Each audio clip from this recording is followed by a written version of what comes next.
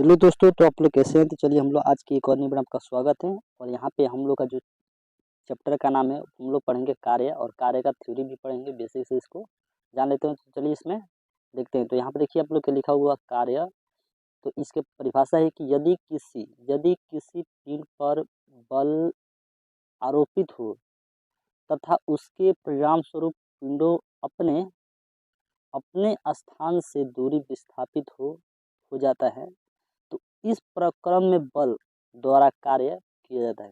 यानी इसका फॉर्मूला आप लोग का W बराबर F/S।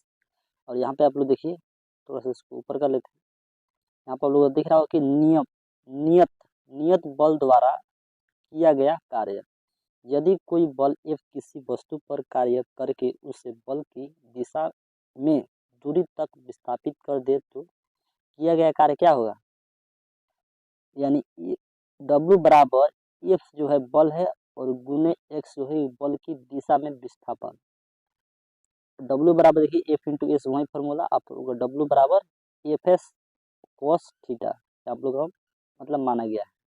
देखिए यहाँ पे आप लोग पूरा डायग्राम को मतलब देख सकते हैं किस तरह आप लोग मतलब बताया गया है। यहाँ पे देखिए हम लोग और भी इसको मतलब जान लेते हैं। और यहाँ पे देखिए लिखा हुआ कार्य।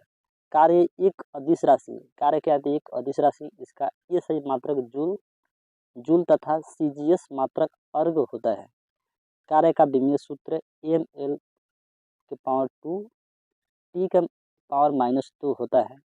थीटा बराबर 0 डिग्री पर किया गया कार्य अधिकतम, थीटा बराबर 90 डिग्री पर किया गया कार्य न्यूनतम होता है।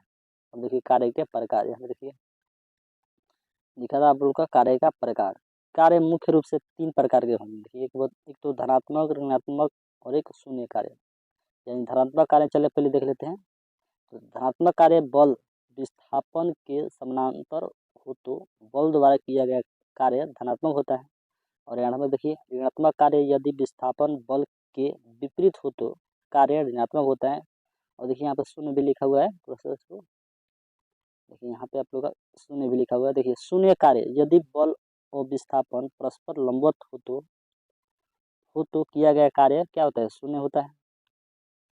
चलिए यहाँ पे ये हो गया। आप लोग देखिए, आप ऊर्जा यानी एनर्जी आप लोगों को कई बार पूछा जाता है, कई बार एग्जाम में पूछा जाता है कि ऊर्जा क्या है। तो देखिए इसका परिभाषा हुआ कि किसी व्यक्ति अथवा वस्तु के कार्य करने की क्षमता को ऊर्जा कहते हैं या उसको एनर्जी कहते हैं।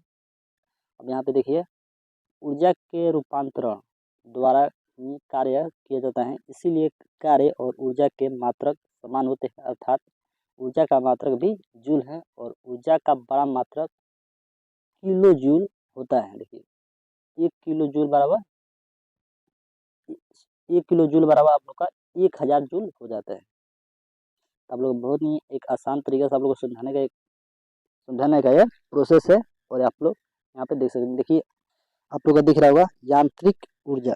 यांत्रिक ऊर्जा भी एक बहुत ही अच्छा क्वेश्चन है जो कि बार बार पूछा जाता है पर हर एक परीक्षा में। देखिए यहाँ पे यांत्रिक ऊर्जा वह ऊर्जा जिसके कारण कोई वस्तु यांत्रिक कार्य कर सकती हैं, यांत्रिक ऊर्जा यानी मैकेनिकल एनर्जी कहलाती है। देखिए उदाहरण आप लोगों को दिया हो कि गिरता हुआ पत्थर, खींचा हुआ तीर, चाबी भरी हुई घड़ी की स्प्रिंग आदि। देखिए यहाँ पे यांत्रिक ऊर्जा भी आपको का 2 प्रकार का होता है। देखिए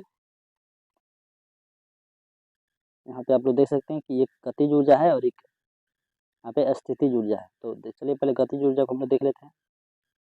तो गतिज ऊर्जा किसी वस्तु की गति के कारण उसमें जो कार्य करने की क्षमता उत्पन्न होती है उसे उस वस्तु की गतिज ऊर्जा कहते हैं। देखिए यदि आप लोग समझाने के प्रयास किए, यदि द्रव्यमान की कोई वस्तु वेग से गतिमान हो तो गतिज ऊर्जा बराबर के बराबर 1/2 mv²।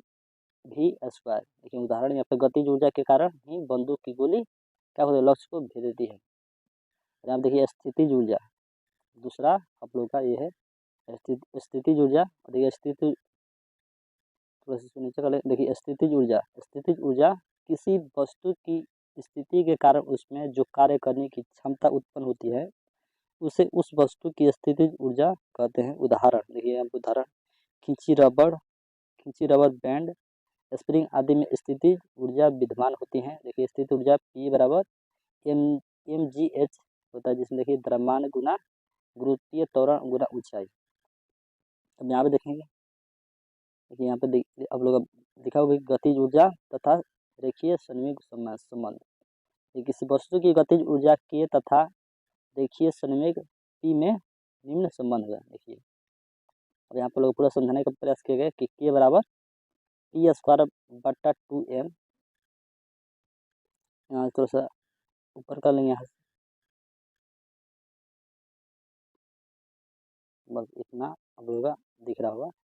अब हम देखिए, अतः स्पष्ट होता है कि यदि किसी पिंड या वस्तु में गतिज ऊर्जा न हो तो उसका संवेग भी शून्य होगा।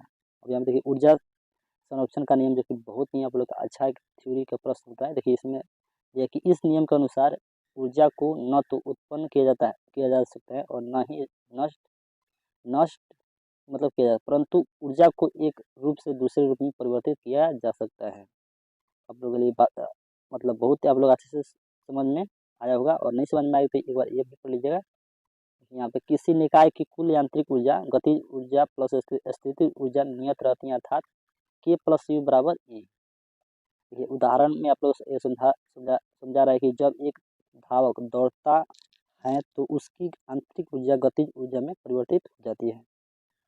आप लोग बहुत अच्छे से सब लोग समझ पा रहे हैं। देखिए यहाँ पे ऊर्जा का रूपांतरण, देखिए विभिन्न उपकरण में ऊर्जा का एक रूप से दूसरे रूप में रूपांतरण निम्न प्रकार से होता है। देखिए जैसे डायनेमो, ये तो उपकरण और ऊर्जा का रूपांतरण। डायनेमो कहते हैं यांत्रिक ऊर्जा को विद्युत ऊर्जा में, विद्युत मोटर विद्युत ऊर्जा को यांत्रिक ऊर्जा में, और देखिए माइक्रोफोन ध्वनि ऊर्जा को विद्युत ऊर्जा में। आप लोग किस तरह समझाने का प्रयास किया है। यहाँ पे आप लोग देखिए इसी तरह से वो बहुत सारे जैसे लाउड स्पीकर पर विद्युत ऊर्जा को ध्वनि ऊर्जा में, विद्युत बल्ब विद्युत ऊर्जा को प्रकाश और उसमें ऊर्जा में, सोलर सेल देखिए सौर ऊर्जा को विद्युत ऊर्जा में, मोमबत्ती रासायनिक ऊर्जा को प्रकाश और ऊष्मा में, विद्युत हीटर को देखिए विद्युत ऊर्जा को उसमें ऊर्जा में बदल देते हैं। यदि प्रकाश विद्युत सेल प्रकाश ऊर्जा को विद्युत ऊर्जा में, विद्युत सेल रासायनिक ऊर्जा को विद्युत ऊर्जा में। देखिए आप लोग का उदाहरण मिल जाएगा। तो चलिए दोस्तों आज के लिए इतना ही, फिर मिलेंगे अगले क्लास में। तो तक के लिए जय हिंद जय भारत। अगर आप लोग हमारे चैनल पर नए हो तो लाइक और सब्सक्राइब कर दीजिएगा।